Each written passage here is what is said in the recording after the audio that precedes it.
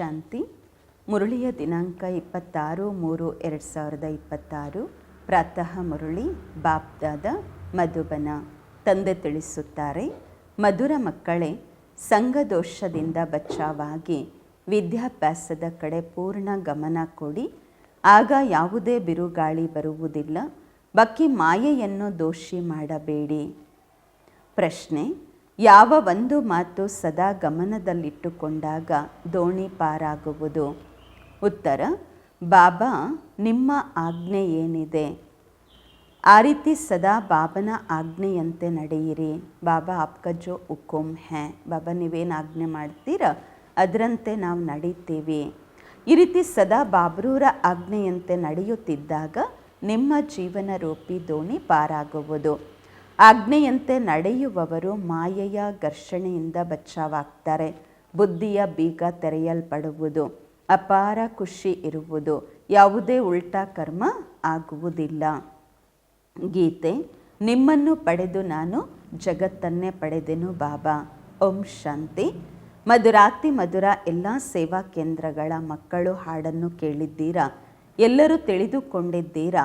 ಬೇಹದ್ದಿನ ತಂದೆಯಿಂದ ಪುನಃ 5000 ವರ್ಷಗಳಿಗೆ ಮೊದಲಿನಂತೆ ನಾವು ವಿಶ್ವದ ರಾಜ್ಯ ಭಾಗ್ಯವನ್ನು ಪಡೆಯುತ್ತಿದ್ದೇವೆ.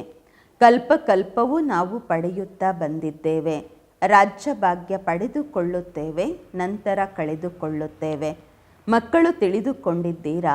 ಈಗ ನಾವು ಬೇಹದ್ದಿನ ತಂದೆಯ ಮಡಿಲನ್ನು ಪಡೆದಿದ್ದೇವೆ ಅಥವಾ ಅವರಿಗೆ ಮಕ್ಕಳಾಗಿದ್ದೇವೆ. ಇದಂತೂ ಅವಶ್ಯಕವಾಗಿ ಮಕ್ಕಳಾಗಿದ್ದೇವೆ. ಮನೆಯಲ್ಲಿ ಕುಳಿತಿದ್ದರೂ ಸಹ ಪುರುಷಾರ್ಥ ಮಾಡಬೇಕು. ಬೇಹದ್ದಿನ ತಂದೆಯಿಂದ ಶ್ರೇಷ್ಠ ಪದವಿ ಪಡೆಯಲು ವಿದ್ಯಾಭ್ಯಾಸ ನಡೆಯುತ್ತಿದೆ. ತಾವು ತಿಳಿದುಕೊಂಡಿದ್ದೀರಾ? ಜ್ಞಾನಸಾಗರ, ಪತಿತ ಪಾವನ, ಸರ್ವರ ಸದ್ಗತಿದಾತ ಶಿವ ತಂದೆ ನಮ್ಮ ತಂದೆಯೂ ಆಗಿದ್ದಾರೆ, ಟೀಚರೂ ಆಗಿದ್ದಾರೆ, ಸದ್ಗುರುವೂ ಆಗಿದ್ದಾರೆ. ಅವರಿಂದ ನಾವು ಆಸ್ತಿ ಪಡೆಯುತ್ತೇವೆ ಅಂದಾಗ ಎಷ್ಟು ಪುರುಷಾರ್ಥ ಮಾಡಬೇಕು ಶ್ರೇಷ್ಠ ಪದವಿ ಪಡೆಯಲು? ಅಜ್ಞಾನ ಕಾಲದಲ್ಲಿಯೂ ಸಹ ಶಾಲೆಯಲ್ಲಿ ಓದುತ್ತಿರುವಾಗ ನಂಬರ್ ವಾರ್ ಅಂಕಗಳಿಂದ ಪಾಸಾಗುತ್ತಾರೆ ತಮ್ಮ ವಿದ್ಯಾಭ್ಯಾಸದ ಅನುಸಾರವಾಗಿ. ಅಲ್ಲಿ ಈ ರೀತಿ ಯಾರೂ ಹೇಳುವುದಿಲ್ಲ, ಮಾಯೆ ನಮಗೆ ವಿಘ್ನ ಹಾಕತ್ತೆ ಅಥವಾ ಮಾಯೆಯ ಬಿರುಗಾಳಿ ಬರುತ್ತೆ ಎಂದು. ಒಳ್ಳೆಯ ರೀತಿ ಓದಲಿಲ್ಲವೆಂದರೆ, ಕೆಟ್ಟ ಸಂಘದಲ್ಲಿ ಹೋದರೆ ಸಿಕ್ಕಿಕೊಳ್ಳುತ್ತಾರೆ, ಆಟೋಟಗಳಲ್ಲಿ ತೊಡಗುತ್ತಾರೆ. ಆದ್ದರಿಂದ ಓದುವುದಿಲ್ಲ, ಫೇಲ್ ಆಗುತ್ತಾರೆ. ಬಾಕಿ ಇವರಿಗೆ ಮಾಯೆಯ ಬಿರುಗಾಳಿ ಹಿಡಿದಿದೆ ಅಂತ ಹೇಳೋದಿಲ್ಲ ಅಲ್ವಾ? ವಿದ್ಯಾಭ್ಯಾಸ ಮಾಡಲ್ಲ ಅಂದರೆ ಫೇಲ್ ಆಗ್ತಾರೆ. ಇವ್ರಿಗೆ ಮಾಯೆ ಬಂದುಬಿಟ್ಟಿದೆಪ್ಪ, ಬಿರುಗಾಳಿ ಬಂದಿದೆ, ಅದಕ್ಕೆ ಒಳ್ಳೆ ಎಕ್ಸಾಮ್ ಬರೀಲಿಲ್ಲ, ಓದಲಿಲ್ಲ ಅಂತ ಹೇಳೋದಿಲ್ಲ. ಚಲನೆ ಸರಿಯಾಗಿಲ್ಲವೆಂದರೆ ಶಿಕ್ಷಕರು ಸಹ ಸರ್ಟಿಫಿಕೇಟ್ ಕೊಡುತ್ತಾರೆ, ಇವರದು ಬಚ್ಚಲನಿದೆ, ನಡತೆ ಚೆನ್ನಾಗಿಲ್ಲ ಎಂದು. ಕುಸಂಗದಲ್ಲಿ ಹೋದರೆ ಕೆಟ್ಟು ಹೋಗುತ್ತಾರೆ. ಮಾಯಾ ರಾವಣನನ್ನು ದೋಷಿ ಮಾಡುವ ಮಾತೇ ಇಲ್ಲ. ದೊಡ್ಡ ದೊಡ್ಡವರು, ಒಳ್ಳೆಯ ವ್ಯಕ್ತಿಗಳ ಮಕ್ಕಳು ಸಹ ಕೆಲವರು ಒಳ್ಳೆಯವರು ಇರ್ತಾರೆ, ಚೆನ್ನಾಗಿ ಮುಂದುವರಿತಾರೆ. ಇನ್ನು ಕೆಲವರು ಶರಾಬ್ ಕುಡಿಲಿಕ್ಕೆ ಶುರು ಮಾಡುತ್ತಾರೆ, ಕೆಟ್ಟ ರೀತಿಯಲ್ಲಿ ನಡೀತಾರೆ, ಕೆಟ್ಟ ಮಾರ್ಗದಲ್ಲಿ ಹೋಗ್ತಾರೆ. ಆಗ ತಂದೆ ಹೇಳ್ತಾರೆ, ಈ ಮಕ್ಕಳು ನನಗೆ ಕುಪುತ್ರರು ಅಂತ ಹೇಳಿ. ಆ ವಿದ್ಯಾಭ್ಯಾಸದಲ್ಲಂತೂ ಬಹಳ ಸಬ್ಜೆಕ್ಟ್ಸ್ ಇರುತ್ತೆ. ಇಲ್ಲಂತೂ ಒಂದೇ ಪ್ರಕಾರದ ವಿದ್ಯಾಭ್ಯಾಸ. ಅಲ್ಲಿ ಮನುಷ್ಯರು ಓದಿಸುತ್ತಾರೆ. ಇಲ್ಲಿ ನೀವು ತಿಳಿದುಕೊಂಡಿದ್ದೀರಾ, ನಮಗೆ ಓದಿಸುವವರು ಭಗವಂತ. ನಾವು ಒಳ್ಳೆಯ ರೀತಿ ಓದಿದ್ದೇ ಆದರೆ ವಿಶ್ವಕ್ಕೆ ಮಾಲೀಕರಾಗುತ್ತೇವೆ. ಮಕ್ಕಳಂತೂ ಬಹಳಷ್ಟು ಜನ ಇದ್ದೀರಾ, ಆದರೆ ಕೆಲವರು ಚೆನ್ನಾಗಿ ಓದೋದಿಲ್ಲ, ಸಂಘದೋಷದಲ್ಲಿ ಬರ್ತಾರೆ. ಇದಕ್ಕೆ ಮಾಯೆಯ ಬಿರುಗಾಳಿ ಅಂತ ಯಾಕೆ ಹೇಳುತ್ತೀರಾ? ಸಂಘದೋಷದಲ್ಲಿ ಬಂದು ಯಾರಾದರೂ ಓದಲಿಲ್ಲ ಅಂದರೆ ಇದರಲ್ಲಿ ಮಾಯೆ ಅಥವಾ ಟೀಚರ್ ಅಥವಾ ತಂದೆ ಏನು ಮಾಡ್ತಾರೆ ಹೇಳಿ? ಏನೂ ಮಾಡಲಿಕ್ಕಾಗಲ್ಲ. ನೀವು ಓದಲಿಲ್ಲ ಅಂದಾಗ ಮನೆಗೆ ಹೋದ್ರಿ, ಫೇಲ್ ಆದರೆ, ಇಲ್ಲಂತೂ ಡ್ರಾಮಾನುಸಾರವಾಗಿ ಮೊದಲೇ ಬಟ್ಟಿಯಲ್ಲಿ ಬರಬೇಕಾಗಿತ್ತು, ಬಾಬನ ಮಡಿಲು ಪಡೆಯಬೇಕಾಗಿತ್ತು. ಕೆಲವರಿಗೆ ಪತಿ ಹೊಡೆದ್ರು, ಬೇಜಾರು ಮಾಡಿಸಿದ್ರು, ಕೆಲವರಿಗೆ ವೈರಾಗ್ಯ ಬಂದು ಬಿಡುತ್ತು, ಮನೆಯಲ್ಲಿ ನಡಿಲಿಕ್ಕಾಗ್ತಾ ಇರಲಿಲ್ಲ. ಮತ್ತು ಕೆಲವರು ಇಲ್ಲಿ ಬಂದು ಹೊರಟೋಗ್ಬಿಟ್ರು, ಮುಂದುವರಿಲಿಕ್ಕಾಗಲಿಲ್ಲ, ಮತ್ತೆ ಹೋಗಿ ನೌಕರಿಯಲ್ಲಿ ತೊಡಗಿಬಿಟ್ರು, ವಿವಾಹ ಮಾಡಿಕೊಂಡ್ರು. ಇದು ಒಂದು ನೆಪ ಅಷ್ಟೇ, ಮಾಯೆಯ ಬಿರುಗಾಳಿಗಳಿಂದ ಓದಲಿಕ್ಕಾಗಲ್ಲ ಅನ್ನೋದು ಒಂದು ನೆಪ ಅಷ್ಟೇ. ಈ ರೀತಿ ತಿಳ್ಕೊಳ್ಳೋದೇ ಇಲ್ಲ. ನಾವು ಸಂಘದೋಷದಲ್ಲಿ ಬಂದ ಕಾರಣ ಈ ಪರಿಸ್ಥಿತಿ ಆಯಿತು, ನಮ್ಮಲ್ಲಿ ವಿಕಾರಗಳಿತ್ತು ಜಬರ್ದಸ್ತಾಗಿ, ಅದಕ್ಕೆ ಹಿಂಗಾಯಿತು ಅಂದ್ಕೊಳ್ಳೋದೇ ಇಲ್ಲ, ಮಾಯೆ ಅಂತ ಹೇಳಿಬಿಡ್ತಾರೆ. ಈ ರೀತಿ ಯಾಕೆ ಹೇಳಬೇಕು? ಮಾಯೆಯೋ ಬಿರುಗಾಳಿ ಬಂತು ಅದಕ್ಕೆ ಬಿದ್ದು ಹೋದ್ವಿ ಅಂತ. ಇದೆಲ್ಲ ನಿಮ್ಮ ಮೇಲೆ ಆಧಾರಿತವಾಗಿದೆ. ತಂದೆ, ಶಿಕ್ಷಕ, ಸದ್ಗುರುವಿನ ಯಾವ ಶಿಕ್ಷಣ ಸಿಗುತ್ತಿದೆ ಅದರಂತೆ ನಡೆಯಬೇಕು. ನಡೆಯಲಿಲ್ಲವೆಂದರೆ, ಕೆಟ್ಟ ಸಂಘದಲ್ಲಿ ಬಿದ್ದರೆ, ಕಾಮವಿಕಾರದ ನಶೆ ಏರಿದರೆ, ದೇಹಾಭಿಮಾನದ ನಶೆ ಬಂದರೆ ಬಿದ್ದು ಹೋಗುತ್ತಾರೆ. ಎಲ್ಲ ಸೆಂಟರ್ಸ್ ಅವರು ತಿಳಿದುಕೊಂಡಿದ್ದೀರಾ, ನಾವು ಬೇಹದ್ದಿನ ತಂದೆಯಿಂದ ವಿಶ್ವದ ರಾಜ್ಯ ಭಾಗ್ಯವನ್ನು ಪಡೆಯಲು ಓದುತ್ತಿದ್ದೇವೆ. ನಿಶ್ಚಯವಿಲ್ಲವೆಂದರೆ ಯಾಕೆ ಕೊಳುತ್ತಿದ್ದೀರಾ? ಇನ್ನಷ್ಟು ಬಹಳ ಆಶ್ರಮಗಳಿವೆ ಅಲ್ವಾ ಅಂತಾರೆ ಬಾಬಾ. ಹೋಗಿ ಅಲ್ಲಿಗೆ. ನಿಶ್ಚಯ ಇಲ್ಲ ಬಾಬನ ಮೇಲೆ, ಇಲ್ಲಿ ಓದಲಿಕ್ಕಾಗಲ್ಲ ಅಂದರೆ ಯಾಕೆ ಕೂತಿದ್ದೀರಾ? ತುಂಬ ಆಶ್ರಮಗಳಿವೆ ಹೊರಗೆ. ಆದರೆ ಅಲ್ಲಂತೂ ಏನೂ ಪ್ರಾಪ್ತಿ ಆಗುವುದಿಲ್ಲ, ಮುಖ್ಯ ಗುರಿ ಉದ್ದೇಶವೇ ಇರುವುದಿಲ್ಲ.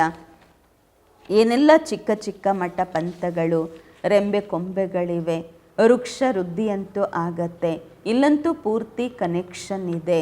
ಮಧುರ ದೈವಿ ವೃಕ್ಷದವರು ಯಾರಾಗಿರ್ತಾರೆ ಅವರು ಬಾಬನ ಬಳಿ ಬಂದೇ ಬರ್ತಾರೆ.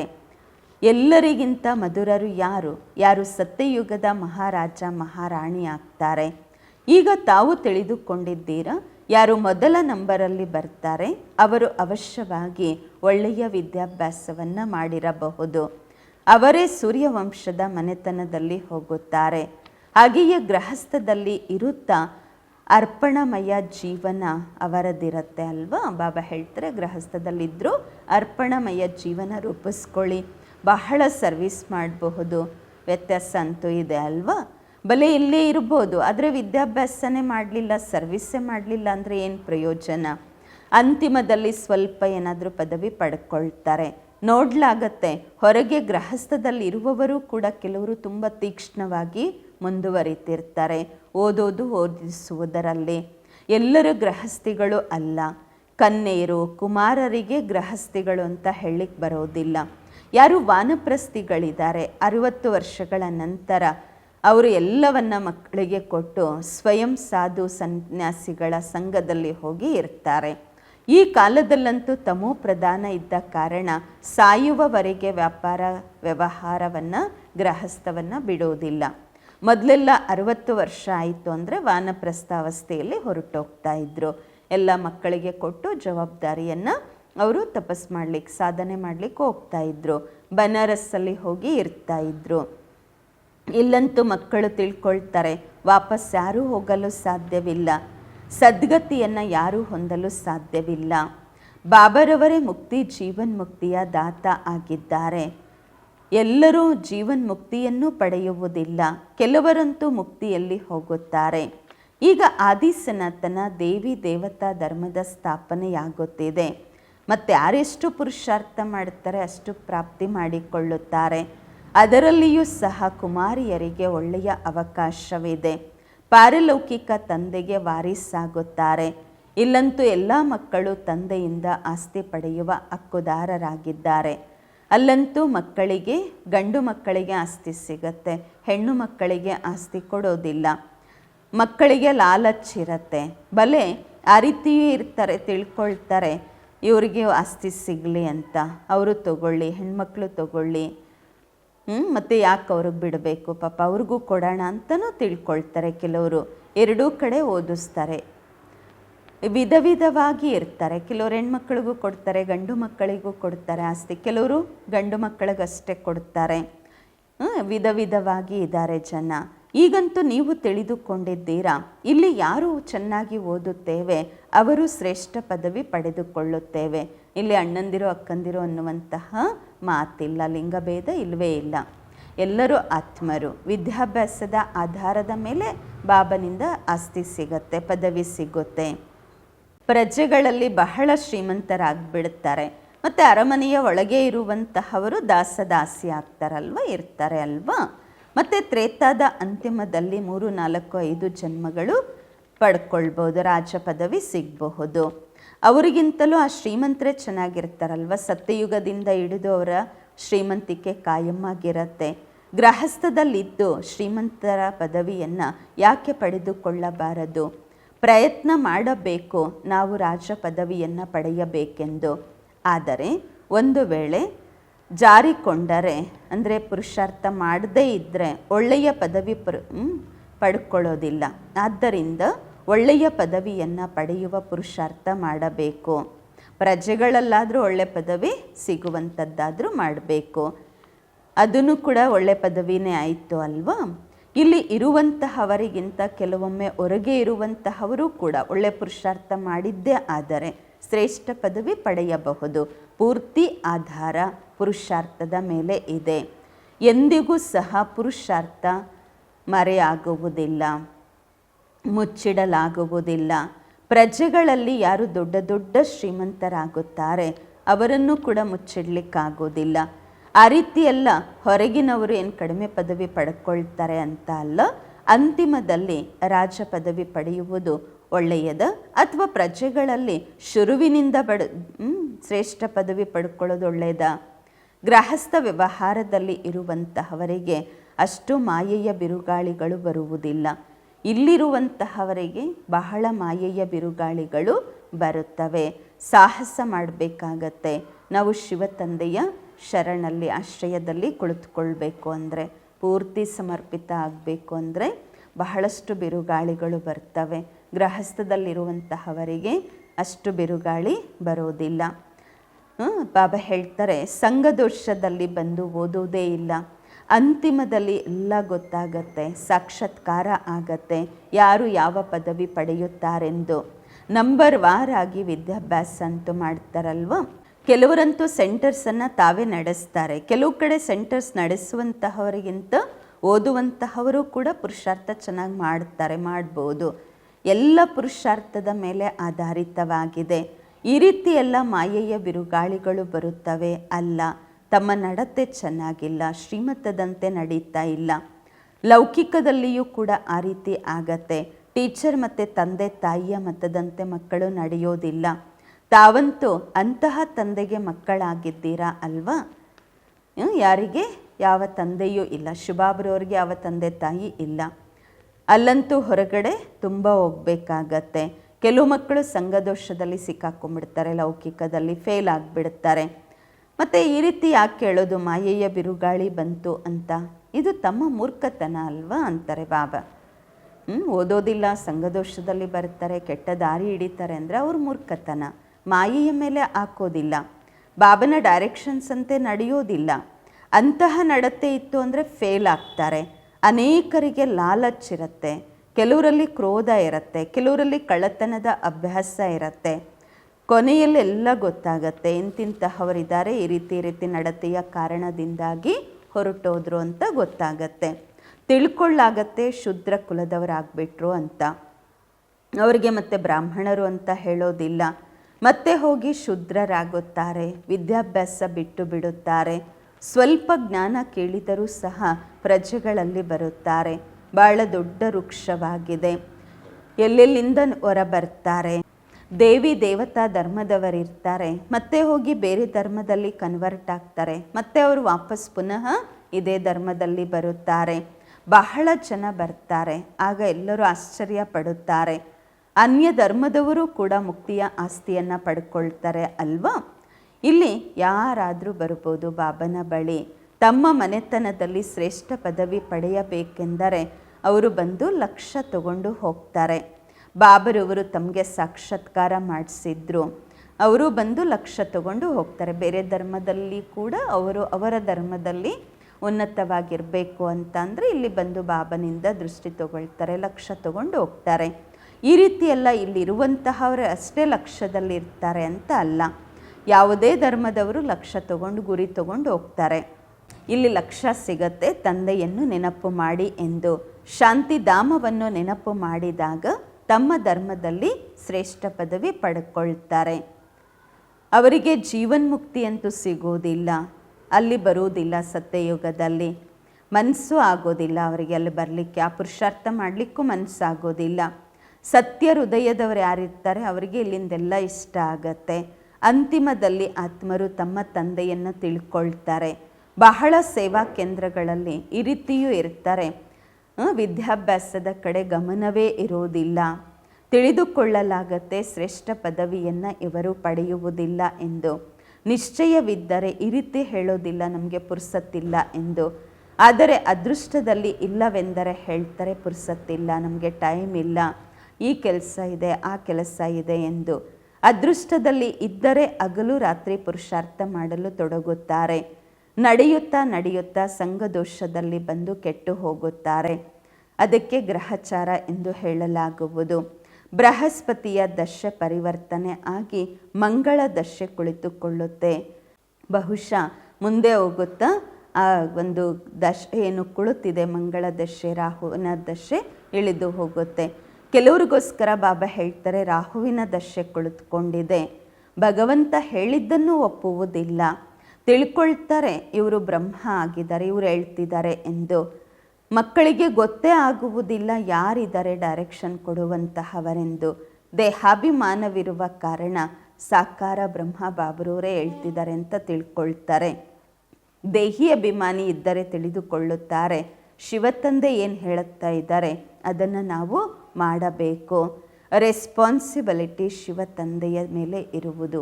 ಬಾಬಾ ಹೇಳ್ದಂಗೆ ಮಾಡಿದಾಗ ಜವಾಬ್ದಾರ ಶಿವತಂದೆ ಆಗ್ತಾರೆ. ಶಿವತಂದೆಯ ಮತದಂತೆ ನಡೆಯಬೇಕು ಅಲ್ವಾ. ದೇಹಾಭಿಮಾನದಲ್ಲಿ ಬರುವುದರಿಂದ ಶಿವತಂದೆಯನ್ನು ಮರೆಯುತ್ತಾರೆ ಮತ್ತು ಶಿವತಂದೆ ರೆಸ್ಪಾನ್ಸಿಬಲ್ ಆಗಲ್ಲ. ಆಗ ಬಾಬಾ ಜವಾಬ್ದಾರ ಆಗೋದಿಲ್ಲ. ಅವರ ಆರ್ಡರು ಧಾರಣೆ ಮಾಡಿಕೊಳ್ಬೇಕು ಅಲ್ವಾ. ಬಾಬರವರು ಬೇರೆ ಯಾವುದೇ ಆಜ್ಞೆ ಮಾಡುವುದಿಲ್ಲ, ಕೇವಲ ಹೇಳುತ್ತಾರೆ ನಾನು ನಿಮಗೆ ಶ್ರೀಮತ ಕೊಡುತ್ತಿದ್ದೇನೆ, ಒಂದಂತೂ ನನ್ನನ್ನು ನೆನಪು ಮಾಡಿ, ನಂತರ ಯಾವ ಜ್ಞಾನ ನಾನು ತಿಳಿಸುತ್ತಿದ್ದೇನೆ ಅದನ್ನು ಧಾರಣೆ ಮಾಡಿಕೊಳ್ಳಿ ಮತ್ತು ಮಾಡಿಸಿರಿ ಅಷ್ಟೇ. ಇದೇ ವ್ಯಾಪಾರ ಮಾಡಿರಿ. ಸರಿ, ಬಾಬನ ಆಜ್ಞೆ, ಬಾಬಾ ಏನು ಆಜ್ಞೆ ಮಾಡ್ತಾರೆ ಅದರಂತೆ ನಡೆಯಬೇಕು. ರಾಜರ ಮುಂದೆ ಯಾರಿರ್ತಾರೆ ಅವರು ಆ ರೀತಿ ಹೇಳ್ತಾರಲ್ವ, ನೀವು ಹೇಳಿದ ಹಾಗೆ ರಾಜ ನಿಮ್ಮ ಆಜ್ಞೆ. ಆ ರಾಜರು ಆಜ್ಞೆ ಮಾಡ್ತಾ ಇದ್ರು. ಇಲ್ಲಂತೂ ಶಿವತಂದೆ ಆಜ್ಞೆ ಮಾಡ್ತಿದ್ದಾರೆ, ಶುಭಾಬರವರ ಆಜ್ಞೆ. ಗಳಿಗೆಗೂ ಹೇಳಬೇಕು, ಓ ಜೋ ಹುಕ್ಕುಂ ಶುಭಾಬಾ, ಬಾಬಾ ನೀವೇನು ಆಜ್ಞೆ ಮಾಡ್ತೀರಾ ಅದರಂತೆ ನಾವು ನಡೀತೇವೆ ಅಂದಾಗ ತಮಗೆ ಖುಷಿಯೂ ಇರುವುದು. ತಿಳ್ಕೊಳ್ತೀರ ಶುಭಾಬಾ ಆಜ್ಞೆ ಮಾಡುತ್ತಾ ಇದ್ದಾರೆ, ನೆನಪಿರುತ್ತೆ ಶಿವತಂದೆಯದು ಅಂದಾಗ ಬುದ್ಧಿಯ ಬೀಗ ತೆರೆಯುವುದು. ಶಿವತಂದೆ ಹೇಳುತ್ತಾರೆ ಈ ಅಭ್ಯಾಸ ಆಗಬೇಕು, ಆಗ ದೋಣಿ ಪಾರಾಗುವುದು. ಆದರೆ ಇದು ಸಹ ಡಿಫಿಕಲ್ಟ್, ಕಷ್ಟ. ಗಳಿಗೆಗೂ ಮರೆಯುತ್ತಾರೆ. ಈ ರೀತಿ ಯಾಕೆ ಹೇಳಬೇಕು ಮಾಯೆ ಮರೆಸುತ್ತೆಂದು. ನಾವು ಮರೆಯುತ್ತೇವೆ, ಆದ್ದರಿಂದ ಉಲ್ಟಾ ಕೆಲಸ ಆಗ್ತಾ ಇರುತ್ತೆ ಅಂತ ತಿಳ್ಕೊಳ್ಳೋದಿಲ್ಲ, ಮಾಯೆ ಮರೆಸ್ಬಿಡುತ್ತೆ ಅಂತ ಹೇಳ್ತಾರೆ. ಬಹಳಷ್ಟು ಜನ ಮಕ್ಕಳಿದ್ದಾರೆ, ಜ್ಞಾನ ತುಂಬ ಚೆನ್ನಾಗಿ ಕೊಡ್ತಾರೆ, ಆದರೆ ಯೋಗ ಇರೋದಿಲ್ಲ, ಅದರಿಂದ ವಿಕರ್ಮ ವಿನಾಶ ಆಗೋದಿಲ್ಲ. ಈ ರೀತಿ ತುಂಬ ಒಳ್ಳೊಳ್ಳೆ ಮಕ್ಕಳಿದ್ದಾರೆ, ಯೋಗ ಬಿಲ್ಕುಲ್ ಮಾಡೋದೇ ಇಲ್ಲ. ನಡತೆಯಿಂದ ತಿಳಿದುಕೊಳ್ಳಲಾಗುತ್ತೆ, ಯೋಗದಲ್ಲಿ ಇರಲಿಲ್ಲ ಮತ್ತು ಪಾಪ ಹಾಗೆ ಉಳಿದುಕೊಳ್ಳಿತು, ಅದರಿಂದ ಭೋಗಿಸ್ಬೇಕಾಗತ್ತೆ. ಯಾವಾಗ ಯೋಗ ಮಾಡಲ್ಲ ಪಾಪ ಭಸ್ಮ ಆಗಲ್ಲ, ಆವಾಗ ಭೋಗಿಸ್ಬೇಕಾಗತ್ತೆ. ಇದರಲ್ಲಿ ಬಿರುಗಾಳಿಯ ಮಾತೇ ಇಲ್ಲ. ತಿಳ್ಕೊಳ್ಳಿ ಇದು ನನ್ನ ತಪ್ಪು ಅಂತ ಹೇಳಿ, ನಾನು ಶ್ರೀಮತದಂತೆ ನಡೆದಿಲ್ಲ ಅದಕ್ಕೆ ಹಿಂಗಾಯಿತು ಅಂತ ತಿಳ್ಕೊಳ್ಳಿ. ಇಲ್ಲಿ ನೀವು ಬಂದಿದ್ದೀರಾ ರಾಜಯೋಗವನ್ನು ಕಲಿಯಲು, ಪ್ರಜಾಯೋಗವನ್ನು ಇಲ್ಲಿ ಕಲಿಸುವುದಿಲ್ಲ. ಮಾತಾ ಪಿತಾ ಅಂತೂ ಇದ್ದೇ ಇದ್ದಾರೆ ಅಲ್ವಾ, ಅವರನ್ನು ಫಾಲೋ ಮಾಡಿ, ಮಮ್ಮ ಬಾಬರವರನ್ನು ಫಾಲೋ ಮಾಡಿ, ಆಗ ತಾವು ಸಹ ಸಿಂಹಾಸನಕ್ಕೆ ಅಧಿಕಾರಿ ಆಗುತ್ತೀರಾ. ಇದಂತೂ ಸರ್ಟೇನ್ ಅಲ್ವಾ ಅಂತಾರೆ ಬಾಬರವರು. ಮಮ್ಮ ಬಾಬಾ ಶ್ರೀ ಲಕ್ಷ್ಮೀನಾರಾಯಣ ಆಗ್ತಾರೆ ಅಂದಾಗ ಫಾಲೋ ಮಾಡಿ ಅವರನ್ನು. ಅನ್ಯ ಧರ್ಮದವರಿಗೆ ಫಾಲೋ ಫಾದರ್ ಮದರ್ ಅಂತ ಹೇಳೋದಿಲ್ಲ, ಅವರಂತೂ ಫಾದರನ್ನು ಒಪ್ಕೊಳ್ತಾರೆ ಅಲ್ವಾ. ಇಲ್ಲಂತೂ ಇಬ್ಬರೂ ಇದ್ದಾರೆ, ಭಗವಂತ ಅಂತೂ ರಚಯಿತ ಇದ್ದಾರೆ, ತಾಯಿ ಮತ್ತು ಗುಪ್ತವಾಗಿದ್ದಾರೆ. ಬ್ರಹ್ಮ ಬಾಬಾರವರು ಗುಪ್ತವಾಗಿದ್ದಾರೆ, ಇದು ಗುಪ್ತ ರಹಸ್ಯವಾಗಿದೆ. ತಾಯಿ ತಂದೆ ಓದಿಸುತ್ತಿರುತ್ತಾರೆ, ತಿಳಿಸುತ್ತಾರೆ ಈ ರೀತಿ ಮಾಡಬೇಡಿ ಆ ರೀತಿ ಮಾಡಿ ಎಂದು. ಶಿಕ್ಷಕ ಯಾರಿಗಾದರೂ ಶಿಕ್ಷೆ ಕೊಟ್ಟಿದ್ದಾರೆ ಅಂತಂದರೆ ಸ್ಕೂಲಿನ ಮಧ್ಯದಲ್ಲೇ ಕೊಡ್ತಾರೆ ಅಲ್ವಾ. ಎಲ್ಲರ ಮುಂದೆನೇ ಕೊಡ್ತಾರಲ್ವ, ಸಪ್ರೇಟಾಗಿ ಏನು ಕೊಡ್ತಾರಾ? ಈ ರೀತಿಯೆಲ್ಲ ಮಕ್ಕಳು ಹೇಳ್ತಾರೆ, ನನ್ನ ಮರ್ಯಾದೆ ಹೋಯಿತು, ನನ್ನ ಮರ್ಯಾದೆ ತೆಗಿತಿದ್ದೀರಾ ಅಂತ ಹೇಳ್ತಾರೆ ಮಕ್ಕಳು. ಆ ರೀತಿ ಮಕ್ಕಳು ಹೇಳೋದಿಲ್ಲ. 5-6 ಜನ ಇದ್ದರು, ಅವ್ರ ಮುಂದೆ ಯಾಕೆ ನನಗೆ ಪೆಟ್ಟು ಕೊಟ್ರಿ ಅಂತ ಹೇಳೋದಿಲ್ಲ. ಇಲ್ಲಂತೂ ಮಕ್ಕಳಿಗೆ ಶಿಕ್ಷಣ ಕೊಡಲಾಗುತ್ತೆ, ಮತ್ತೆಯೂ ಸಹ ನಡೆಯೋದಿಲ್ಲ. ಅಂದಾಗ ಗೃಹಸ್ಥ ವ್ಯವಹಾರದಲ್ಲಿ ಇರುತ್ತಾ ಪುರುಷಾರ್ಥ ಮಾಡಿ. ಒಂದು ವೇಳೆ ಇಲ್ಲಿ ಕುಳಿತು ಡಿಸರ್ವಿಸ್ ಮಾಡಿದ್ದೀರಾ ಎಂದರೆ, ಏನೆಲ್ಲ ಸ್ವಲ್ಪ ಸಂಪಾದನೆ ಮಾಡಿಕೊಂಡಿದ್ದೀರಾ ಅದು ಸಹ ಸಮಾಪ್ತಿಯಾಗುವುದು. ವಿದ್ಯಾಭ್ಯಾಸ ಮಾಡಲಿಲ್ಲವೆಂದರೆ ಬಿಟ್ಟು ಬಿಡಿ, ನಾವು ನಡೆಯಲಾಗುವುದಿಲ್ಲ ಎಂದು ಹೇಳಿ ನಿಂದನೆ ಯಾಕೆ ಮಾಡುತ್ತೀರಾ? ಬಾಬಾ ಹೇಳ್ತಾರೆ, ನಿಂದನೆ ಯಾಕೆ ಮಾಡಬೇಕು? ನಿಮ್ಮ ಕೈಲಿ ಮಾರ್ಗದಲ್ಲಿ ನಡಿಲಿಕ್ಕಾಗಲಿಲ್ಲ ಅಂದರೆ ಬಿಟ್ಟು ಬಿಡಿ. ಭಾಳಷ್ಟು ಜನ ಮಕ್ಕಳಿದ್ದಾರೆ ಓದಲಿಕ್ಕೆ, ಇಲ್ಲಿ ನಡಿಲಿಕ್ಕೆ. ಯಾರಾದರೂ ಓದೋಕ್ಕಾಗ್ತಾ ಇಲ್ಲ ಅಂತ ಅಂದರೆ ಆಯಿತು, ಬಿಟ್ಟು ಬಿಡ್ತಾರಷ್ಟೇ. ನಿಂದನೆ ಮಾಡಬಾರ್ದಲ್ವಾ? ಪ್ರತಿಯೊಬ್ಬರೂ ತಮ್ಮ ವಿದ್ಯಾಭ್ಯಾಸದಲ್ಲಿ ಮಸ್ತರಾಗಿರಬೇಕು. ತಂದೆ ಹೇಳುತ್ತಾರೆ, ಅನ್ಯರಿಂದ ಸೇವೆ ತೆಗೆದುಕೊಳ್ಳಬೇಡಿ, ಯಾವುದೇ ಅಹಂಕಾರ ಬರಬಾರದು. ಅನ್ಯರಿಂದ ಸೇವೆ ತೆಗೆದುಕೊಂಡರೆ ಅದು ಸಹ ದೇಹದ ಅಹಂಕಾರವಾಗಿದೆ. ಬಾಬ್ರೂರಂತೂ ತಿಳಿಸ್ತಾರೆ ಅಲ್ವಾ, ಇಲ್ಲಾಂದರೆ ಯಾವಾಗ ಧರ್ಮರಾಜಪುರಿಯಲ್ಲಿ ಧರ್ಮರಾಜನ ಸಭೆ ಕುಳಿತುಕೊಳ್ಳುತ್ತೆ, ಆಗ ಹೇಳ್ತೀರಾ ನಮಗೆ ಗೊತ್ತಿರಲಿಲ್ಲ ನಿಯಮ ಕಾನೂನುಗಳ ಬಗ್ಗೆ. ಆದ್ದರಿಂದ ಬಾಬಾ ತಿಳಿಸುತ್ತಾರೆ, ಅನಂತರ ಸಾಕ್ಷಾತ್ಕಾರ ಮಾಡಿಸಿ ಶಿಕ್ಷೆಯನ್ನು ಕೊಡಲಾಗುವುದು. ಪ್ರೂಫೇ ಇಲ್ಲದೆ ಶಿಕ್ಷೆ ಸಿಗೋದಿಲ್ಲ. ಕಲ್ಪದ ಮೊದಲಿನಂತೆ ಬಾಬರವರು ತುಂಬ ಚೆನ್ನಾಗಿ ತಿಳಿಸುತ್ತಾರೆ, ಪ್ರತಿಯೊಬ್ಬರ ಅದೃಷ್ಟವನ್ನು ನೋಡಲಾಗುವುದು. ಕೆಲವರು ಸರ್ವಿಸ್ ಮಾಡಿ ತಮ್ಮ ಜೀವನವನ್ನು ವಜ್ರ ಸಮಾನ ಮಾಡಿಕೊಳ್ಳುತ್ತಾರೆ, ಇನ್ನು ಕೆಲವರು ಅದೃಷ್ಟವನ್ನೇ ಕೆಡಿಸಿಕೊಳ್ಳುತ್ತಾರೆ, ಅಡ್ಡರೇಖೆಯನ್ನು ಬರೆದುಕೊಳ್ಳುತ್ತಾರೆ. ಒಳ್ಳೆಯದು. ಮಧುರಾತಿ ಮಧುರ ಅಗಲಿ ಹೋಗಿ ಮರಳಿ ಸಿಕ್ಕಿರುವ ಮಕ್ಕಳ ಪ್ರತಿಯಾಗಿ ಮಾತ್ಪಿತಾ ಬಾಪ್ ದಾದಾರವರ ನೆನಪು, ಪ್ರೀತಿ, ಬೆಳಗಿನ ವಂದನೆಗಳು. ಆತ್ಮಿಕ ಮಕ್ಕಳಿಗೆ ಆತ್ಮಿಕ ತಂದೆಯ ನಮಸ್ಕಾರಗಳು. ನಾವು ಆತ್ಮಿಕ ಮಕ್ಕಳಿಂದ ಆತ್ಮಿಕ ಮಾತ್ಪಿತಾ ಬಾಪ್ ದಾದಾರವರಿಗೆ ನೆನಪು, ಪ್ರೀತಿ, ಬೆಳಗಿನ ವಂದನೆಗಳು ಹಾಗೂ ನಮಸ್ಕಾರಗಳು. ಧಾರಣೆಗಾಗಿ ಮುಖ್ಯ ಸಾರ. ಫಸ್ಟ್ ಪಾಯಿಂಟು, ತಂದೆ ಶಿಕ್ಷಕ ಸದ್ಗುರುವಿನ ಮೂಲಕ ಏನೆಲ್ಲ ಶಿಕ್ಷಣಗಳು ಸಿಗುತ್ತಿವೆ ಅದರಂತೆ ನಡೆಯಬೇಕು. ಮಾಯೆಯನ್ನು ದೋಷ ಮಾಡಬಾರದು. ಮಾಯೆ ಮೇಲೆ ದೋಷ ಹಾಕಿ ತಮ್ಮ ಬಲಹೀನತೆಗಳನ್ನು ಅಲ್ಲ, ಮಾಯೆಯ ಮೇಲೆ ದೋಷ ಹಾಕದೆ ತಮ್ಮ ಬಲಹೀನತೆಗಳನ್ನು ಪರೀಕ್ಷಿಸಿಕೊಂಡು ಬಲಹೀನತೆಗಳನ್ನು ತೆಗೆದುಹಾಕಬೇಕು. 2ನೇ ಪಾಯಿಂಟು, ಅಹಂಕಾರವನ್ನು ತ್ಯಾಗ ಮಾಡಿ ತಮ್ಮ ವಿದ್ಯಾಭ್ಯಾಸದಲ್ಲಿ ಮಸ್ತರಾಗಿರಬೇಕು. ಎಂದಿಗೂ ಅನ್ಯರಿಂದ ಸೇವೆ ಮಾಡಿಸಿಕೊಳ್ಳಬಾರದು, ವ್ಯಕ್ತಿಗತ ಸೇವೆ ಮಾಡಿಸಿಕೊಳ್ಳಬಾರದು. ಬಾಬನ ಸೇವೆ ಮಾಡಬೇಕು, ಮಾಡಿಸ್ಬೇಕಾದ್ರೆ ಪರ್ಸ್ನಲ್ ಸೇವೆ ಮಾಡಿಸ್ಕೋಬಾರ್ದು. ಸಂಘದೋಷದಿಂದ ತಮ್ಮನ್ನು ತಾವು ಬಹಳ ಸಂಭಾಲನೆ ಮಾಡಿಕೊಳ್ಳಬೇಕು. ವರದಾನ, ಸಂಕಲ್ಪಗಳ ಇಶಾರೆಯಿಂದ ಪೂರ್ತಿ ಕಾರೋಬಾರನ್ನು ನಡೆಸುವಂತಹ, ಸಂಕಲ್ಪಗಳ ಸೂಚನೆಯಿಂದ ಎಲ್ಲ ಕಾರೋಬಾರು ವ್ಯವಹಾರವನ್ನು ನಡೆಸುವಂತಹ ಸದಾ ಲೈಟ್ ಪ್ರಕಾಶದ ಕಿರೀಟಧಾರಿಗಳಾಗಿರಿ. ವರದಾನದ ವಿಶ್ಲೇಷಣೆ, ಯಾವ ಮಕ್ಕಳು ಸದಾ ಲೈಟ್ ಆಗಿರ್ತಾರೆ ಅವರ ಸಂಕಲ್ಪ ಮತ್ತು ಸಮಯ ಎಂದಿಗೂ ವ್ಯರ್ಥ ಆಗುವುದಿಲ್ಲ. ಅದೇ ಸಂಕಲ್ಪ ಬರುತ್ತೆ ಏನಾಗುವಂತಹದ್ದಿದೆ. ಹೀಗೆ ಮಾತನಾಡುವುದರಿಂದ ಮಾತನ್ನು ಸ್ಪಷ್ಟ ಮಾಡುತ್ತೀರಾ, ಹಾಗೆಯೇ ಸಂಕಲ್ಪಗಳಿಂದ ಪೂರ್ತಿ ಕಾರೋಬಾರು ನಡೆಯುತ್ತೆ. ಯಾವಾಗ ಇಂತಹ ವಿಧಿಯನ್ನು ತಮ್ಮದಾಗಿಸಿಕೊಳ್ಳುತ್ತೀರಾ ಆಗ ಈ ಸಾಕಾರವತನ ಸೂಕ್ಷ್ಮವತನವಾಗುವುದು. ಇದಕ್ಕಾಗಿ ಶಾಂತಿಯ ಶಕ್ತಿಯನ್ನು ಜಮಾ ಮಾಡಿಕೊಳ್ಳಿ ಮತ್ತು ಪ್ರಕಾಶದ ಕಿರೀಟಧಾರಿಗಳಾಗಿರಿ. ಸ್ಲೋಗನ್, ಈ ದುಃಖಧಾಮದಿಂದ ಭಿನ್ನರಾಗಿರಿ, ಆಗ ಎಂದಿಗೂ ದುಃಖದ ಅಲೆಗಳು ಬರಲು ಸಾಧ್ಯವಿಲ್ಲ.